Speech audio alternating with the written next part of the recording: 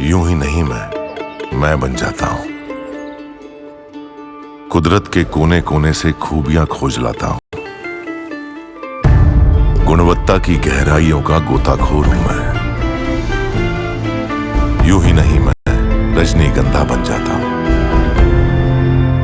तो बीजेपी के लिए गेंद दिख रहा है और इंडी अलायंस को जो उम्मीदें थी वो तमिलनाडु के आंकड़े के जुड़ने के बाद कमोबेश वहीं पर पहुंचते हुए दिख रहे हैं।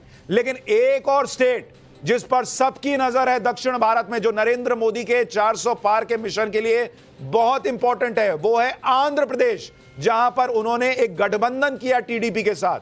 आंध्र प्रदेश का आंकड़ा क्या कह रहा है अब आपके सामने है स्क्रीन पर। आंध्र प्रदेश में 25 लोकसभा सीटें और हमारा सर्वे कह रहा है कि वाईएसआर कांग्रेस को 13 से 15 सीटें आंध्र प्रदेश में आ सकती हैं। बीजेपी को 2 सीट आ सकती है, टीडीपी को 7 से 9 सीट और जेएसपी को 1। कांग्रेस को आंध्र प्रदेश में कोई सीट नहीं आएगी। सीपीआई 0, सीपीएम 0, अन्य 0। यानी अगर आप 25 सीटों में देखेंगे तो वाईएसआर कांग्रेस 13 से 15 सीट, और अगर आप एनडीए को देखेंगे यानी बीजेपी और टीडीपी को जोड़ दें तो वो 11 सीट पर पहुंच सकते हैं। और ये बीजेपी के लिए एक और बड़ा गेन है, क्योंकि इसी आंध्र प्रदेश में पिछली बार बीजेपी बिना गठबंधन के लड़ी थी और बीजेपी का सुपड़ा साफ हो गया था।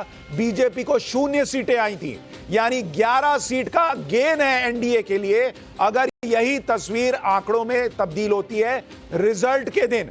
और ये आप देखिए तस्वीर, बीजेपी को 2019 में 0 सीट आई थी, टीडीपी को 3 सीट आई थी और वाईएसआर कांग्रेस को 22 सीट। इस बार टीडीपी की सीटें 6 बढ़ती दिख रही हैं, यानी टीडीपी जो है वो 9 तक जा सकती है और बीजेपी भी 2 सीट गेन करती हुई दिख रही है। यानी आंध्र प्रदेश में भी बीजेपी जो है वो गेन कर रही है। और दक्षिण का एक और महत्वपूर्ण राज्य केरल, अब जरा उसकी